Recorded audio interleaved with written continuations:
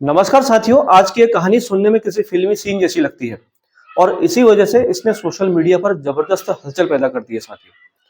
हाल ही में चीन से जुड़े कुछ वीडियो और पोस्ट वायरल हुए हैं जिसमें दावा किया जा रहा है कि एक व्यक्ति ने पुराने सिम कार्ड्स और दूसरे इलेक्ट्रॉनिक कचड़े से असली सोना निकाल लिया।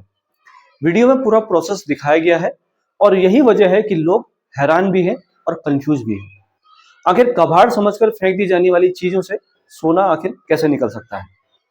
साथियों, वायरल दावों के मुताबिक ये पर्सन चीन के दक्षिण हिस्से गुआंगडोंग क्षेत्र से जुड़ा बताया गया है और ई वेस्ट रिसाइकलिंग का काम करता है।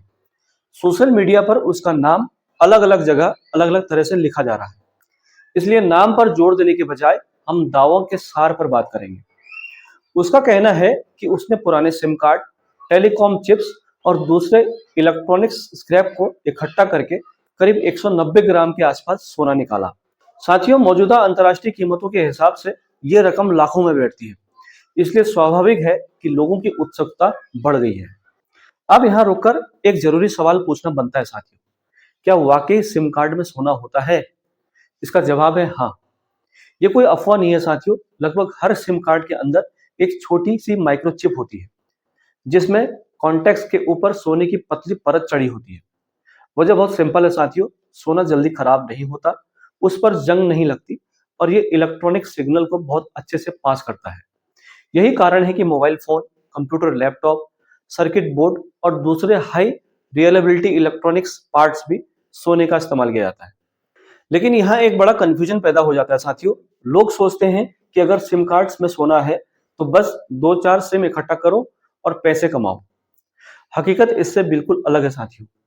एक सिम कार्ड में सोने की मात्रा माइक्रोग्राम में होती है साथियों, यानी इतनी कम कि आपको सैकड़ों नहीं बल्कि हजारों सिम कार्ड इकट्ठे करने के बाद भी मुश्किल से कुछ ग्राम सोना मिलेगा।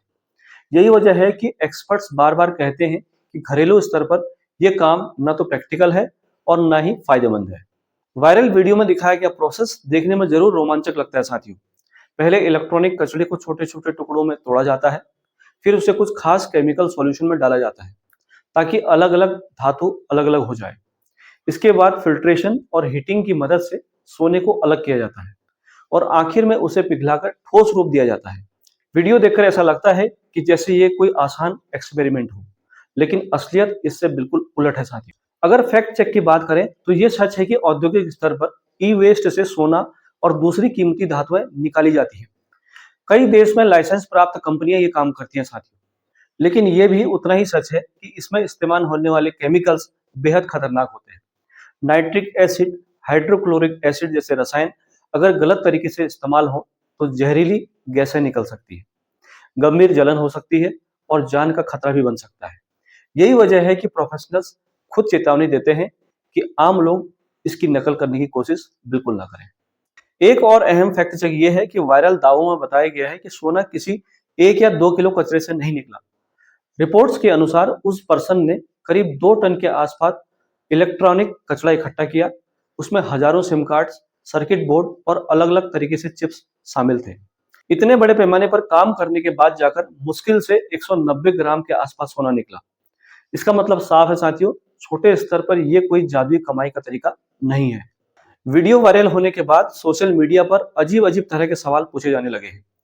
कोई कह रहा है कि पुरानी सिम कार्ड कहाँ मिलेगी, तो कोई पूछ रहा है कि क्या सिम बेचकर पैसे कमाए जा सकते हैं।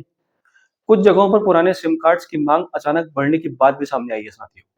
लेकिन एक्सपर्ट का साफ कहना है कि आम लोगों के लिए यह न तो सुरक्षित है और ना ही आर्थिक रूप से समझदारी भरा फैसला है। केमिकल का खर्च, समय, मेहनत और जोखिम जोड़ दिया जाए तो ज्यादातर मामलों में फायदा नहीं बल्कि नुकसान ही होता है।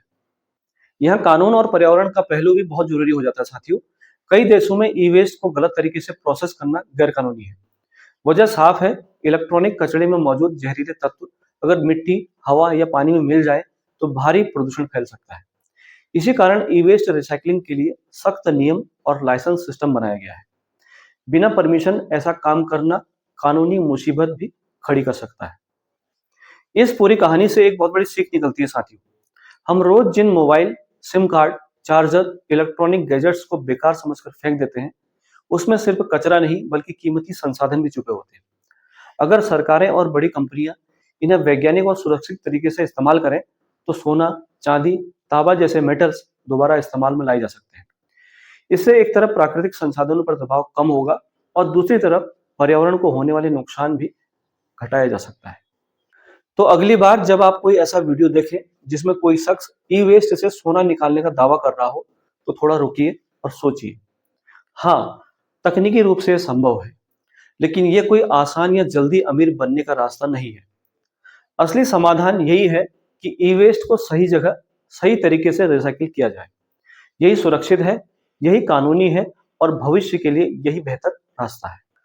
तो दोस्तों, उम्मीद करता हूँ सिम कार्ड और ई वेस्ट से सोना निकाले जाने वाले वीडियो का फैक्ट चेक आपको अच्छा लगा होगा। इस वायरल वीडियो की सच्चाई भी आपके सामने आ गई होगी।